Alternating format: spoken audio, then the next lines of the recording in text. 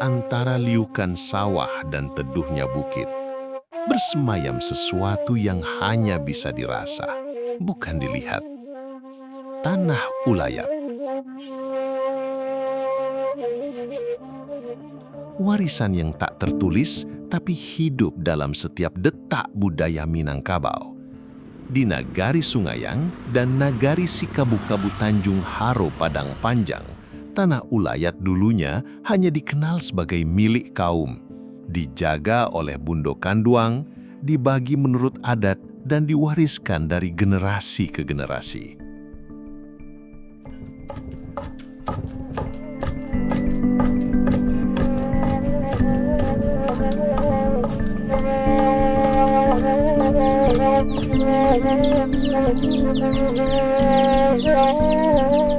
Tanah Ulayat merupakan hak komunal yang sebenarnya antara kesatuan masyarakat hukum adat dengan Tanah Ulayat itu tidak dapat terpisahkan, karena memang Ulayat merupakan simbol bagi masyarakat hukum adat. Pentingnya Tanah Ulayat tentu saja sama halnya dengan nyawa dengan raga. Tanah Ulayat di Minangkabau itu sebetulnya itu ada Tanah Ulayat Kaum, Tanah Ulayat Nagari, Tanah Ulayat Suku, ada juga yang bilang Tanah Ulayat Raja. Tapi yang secara umum lebih banyak itu adalah suku, kaum, dan nagari. Hak milik seperti ini, hak milik Bundo, satu kata dalam bahasa Indonesia. Tapi di Minangkabau dibagi hak dan milik. Harta atau disebut juga sako dan pusako. Sako itu gelaran yang tidak nampak, milik kaum. Kemudian pusako itu yang nampak, rumah gadang, sawah ladang, tapian tempat mandi, pandam pekuburan, dan segala macam ladang itu. Jadi pemilik atau yang dari sako dan pusako itu perempuan. Tidak boleh dibagi, tidak boleh dijual. Itu dasarnya karena nenek moyang orang Minang itu dulu sudah punya pikiran bahwa bumi Allah ini tidak pernah bertambah luasnya. Nah, sementara anak cucunya terus berkembang. Dan untuk itu dia berpikiran dalam konsepnya membuat aturan itu, semiskin-miskin anaknya, cucunya nanti masih punya sebidang tanah untuk tempat mendirikan rumah dan sepiring sawah untuk market dia. Yang menjadi persoalan di dalam masyarakat Minang itu tanah pusaka tinggi itu atau disebut ulayat.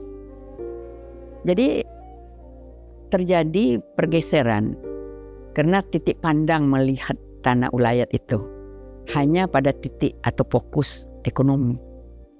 Kalau fokus kita pendekatan ekonomi itu ujung-ujungnya kan keuntungan untuk siapa? Tapi zaman bergerak dan perubahan tak selalu datang dengan pemahaman. Emang terjadi fenomena di negara kami itu penebangan pinus dulu, Mas. Kami mencoba melaporkan kegiatan anak kemerdekaan kami menebang kayu secara masif, massal, dan ilegal.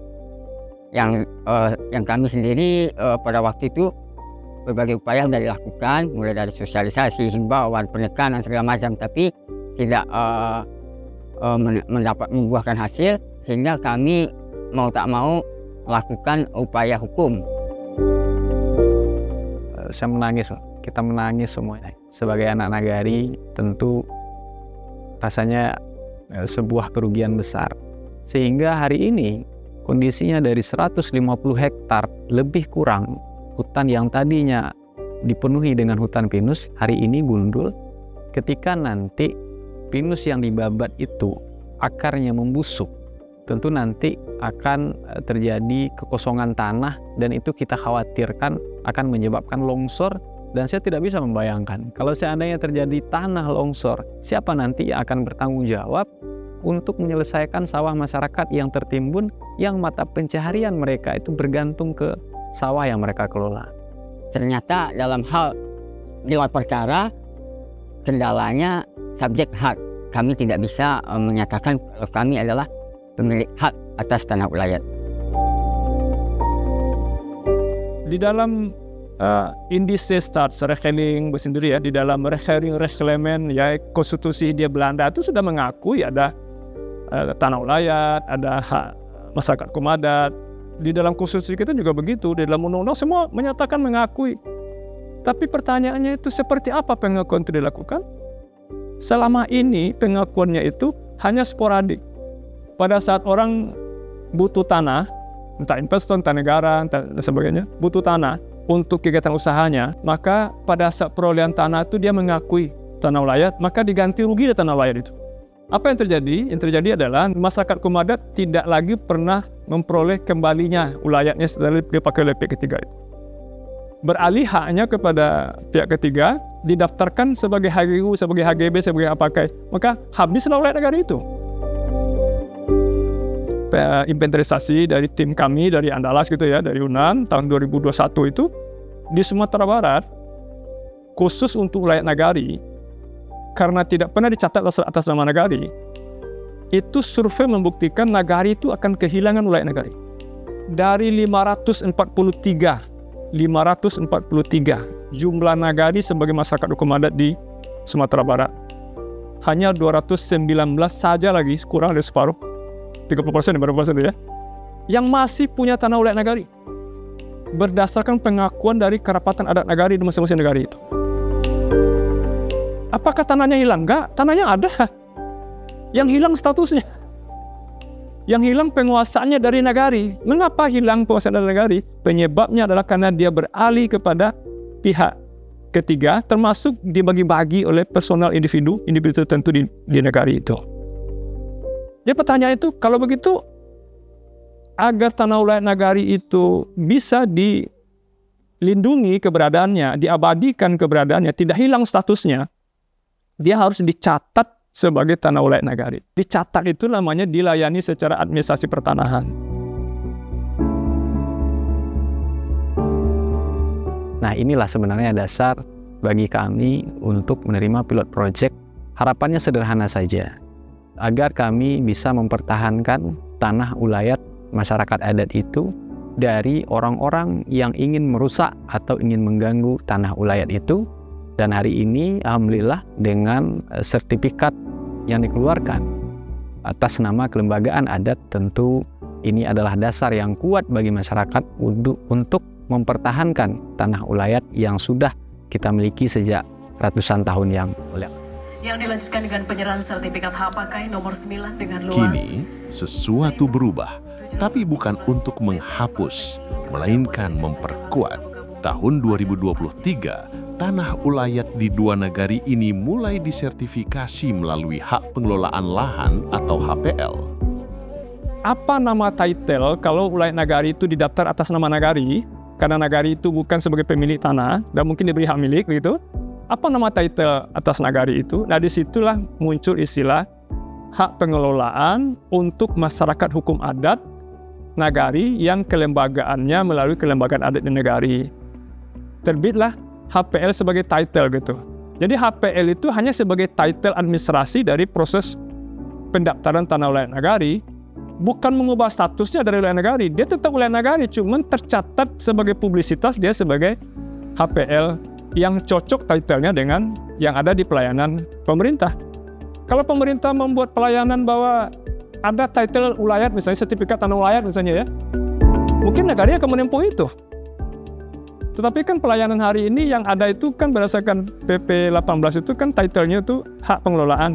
Jadi tidak hanya negara, tidak hanya pemerintah, tidak hanya BUMN, BUMD yang bisa sebagai pemegang HPL atas nama negara. Nagari sebagai masyarakat hukum adat pun diberi kesempatan untuk menjadi negara di wilayah adatnya. Jadi negara tidak menggantikan nagari sebagai negara di wilayah adatnya, khusus tanah ulayatnya, tapi langsung diambil alih peran negara ini oleh Nagari sebagai salah satu masyarakat kaum adat. Saya melihat posisi HPL itu seperti itu. Karena HPL itu pengertian hukumnya secara hukum agraria adalah hak menguasai negara yang dilaksanakan oleh pemegang haknya. Jadi kalau nagari melaksanakan sebagai pemegang HPL, berarti nagari sebagai negara di wilayah adatnya.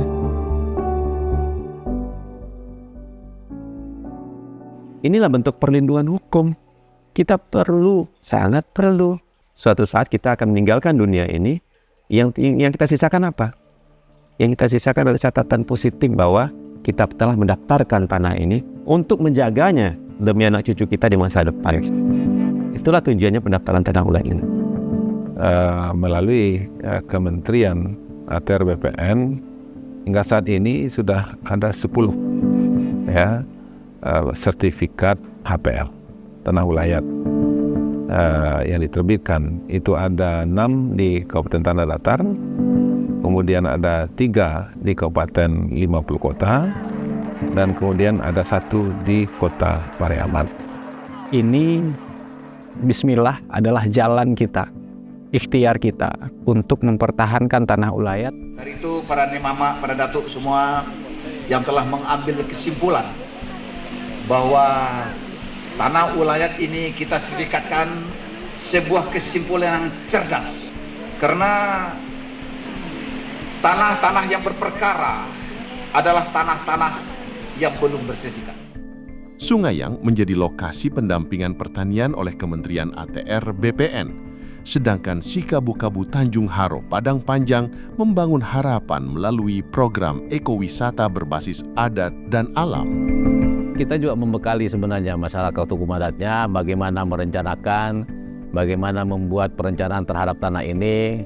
Tanah ini tata ruangnya bisa untuk apa? Apakah bisa untuk pertanian, bisa untuk perumahan, bisa untuk pariwisata. Jadi itu sebenarnya kita mendampingi juga sampai di situ. Jadi pasca penerbitan hak HPL, hak ulayatnya itu pun sebenarnya kita dampingin terus gitu. Itu peranan BPN di situ. Dan kita sepakat untuk mengelola hutan pinus yang masih tersisa tadi, yang masih tersisa sekitar 10% itu, dan hari ini kita manfaatkan untuk membangun unit usaha dari BUMDes kita atau BUMNAK, Badan Usaha Milik Nagari. Kita dirikan di situ unit usaha coffee shop, dan alhamdulillah itu mendatangkan pendapatan asli Nagari, kemudian mendatangkan pendapatan untuk masyarakat adatnya dalam bentuk program, dan juga membuka lapangan kerja bagi masyarakat kita. Dengan adanya HPL Tanah Ulayat ini, kita bisa juga membuka kolaborasi asal kesepakatan bersama. Apakah itu baik itu nenek mama, pemerintah adat, pemerintah nagari, pemuda-pemudi, dan juga lembaga-lembaga yang terlibat di dalamnya gitu. Memberikan pemasukan yang lebih besar terhadap nagari atau desa ini, seperti itu. Nah, buktinya dengan adanya Volka seperti ini, tanpa merusak hutan, tanpa merusak lingkungan, kita bisa menghasilkan. Dalam 2 tahun kita udah BEP, kita udah memberi lapangan pekerjaan kepada masyarakat, dan juga kita udah ikut serta lomba juga ke sana ke sini, alhamdulillah dapat juara seperti itu.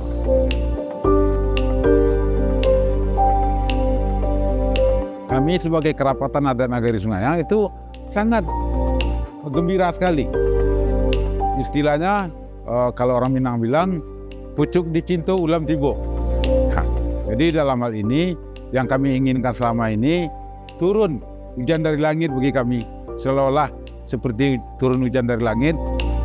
Di situ clear lah, bisa kami melakukan pendataan tanah kami sesuai dengan prosedur, melakukan pengisian daftar isian untuk pendaftaran, kemudian melakukan pengukuran di lapangan yang langsung didampingi oleh masyarakat. Selesai melakukan pengukuran sekitar 2 bulan, kalau tidak salah paling lama, sudah clear sertifikat kami. Jadi kebetulan sertifikat kami tersebut langsung diserahkan oleh Kementerian atau Menteri ATR BPN waktu itu ke lapangan di lokasi kita punya HPL gitu. Apakah sertifikasi tanah ulayat adalah jawaban atas persoalan agraria? Tidak semua sepakat. Ada yang khawatir tentang campur tangan negara. Ada pula yang menolak atas nama kedaulatan adat. Namun di ranah Minang, suara-suara ini mencoba berdampingan. Di tingkat masyarakat, saya pikir mungkin sosialisasinya. Sosialisasi apa itu sesungguhnya title HPL itu, lalu apa implikasi dari keberadaan HPL itu, apakah ini akan menghilangkan ulayatnya, atau akan mengurangi kewenangannya, atau akan merugikan jangka panjang, atau akan membebani pajak-pajak dan sebagainya. Itu sosialisasinya kurang gitu ya. Saya meyakini kalau sosialisasinya tuntas, kelompok yang masyarakat tadi itu yang objektif ya, yang tidak punya kepentingan politis dan kepentingan pragmatis tadi itu akan bisa pelan-pelan akan disampaikan sambil dibuktikan sambil jalan oleh nagari yang sudah melaksanakan itu, bahwa apa yang dikhawatirkan selama ini oleh masyarakat itu tidak terbukti. Kalau Bundo mengharapkan tentu tidak mungkin hukum adat aja. Tapi ada keselarasan kedua-duanya. Jadi kedua hukum itu tidak saling meniadakan, tidak saling merugikan. Itu yang harus dicari solusinya. Gimana sehingga aturan adat ini tidak terlecehkan dan hukum positif negara juga tidak terlecehkan. Sebab bagaimanapun sebagai warga negara Indonesia itu tidak boleh juga kita melanggar. Tapi sebagai warga yang sudah ada sebelum Indonesia ini ada, tentu tidak boleh juga dilecehkan. Bundo Kanduang tetap memegang kendali pusako. Tokoh adat tetap menjadi penjaga batas dan negara hadir, bukan mengambil, tapi mengakui dan mendampingi. Itulah bentuk perlindungan. Jadi ini opsional lagi, tidak ada paksa, negara tidak akan mengambil alih. Mau didaftar silakan, tapi kita memberikan saran lebih baik terjaga daripada nanti belakang hari kita nggak tahu. Yang ada sekarang mungkin punya niat baik untuk menjaga. Anak cucu kita tidak tahu apa yang akan terjadi di masa depan. Negara mengakui hak wilayah sepanjang eksistensinya masih ada. Di mana di situ kita sudah mencoba bagaimana supaya eksistensi masyarakat hukum adat dan tanah ulayatnya itu diakui. Dengan terdaftarnya tanah-tanah masyarakat hukum adat ini, tanah ulayat masyarakat hukum adat ini akan memberikan dampak ekonomi yang bagus untuk masyarakat hukum adatnya. Kenapa? Karena tanah-tanah itu benar-benar bisa dimanfaatkan, bisa dikerjasamakan, dan bisa lebih produktif. Di antara adat dan hukum negara, ada harapan yang tumbuh. Di tanah ulayat ranah Minang, kami tidak sedang kehilangan jati diri. Kami sedang merawatnya agar tak sekedar menjadi cerita, tapi tetap jadi kehidupan. Sebenarnya orang Minang ini tidak sulit, kalau menurut Bundo. Tapi masuk akal. Dan mereka meyakini itu tidak merugikan mereka. Tanah ulayat itu memang betul-betul dapat dimanfaatkan oleh masyarakat Minang. Terutama tentu perempuan yang menjadi punca dari sistem kekerabatan matrilineal Minangkabau itu. Awak mendapat, orang jangan kehilang. Nah, kalau kini kan banyak pengusaha-pengusaha, investor mendapat tapi orang Minang kehilangan. Tidak dapat apa-apa, dapat cuma menonton aja.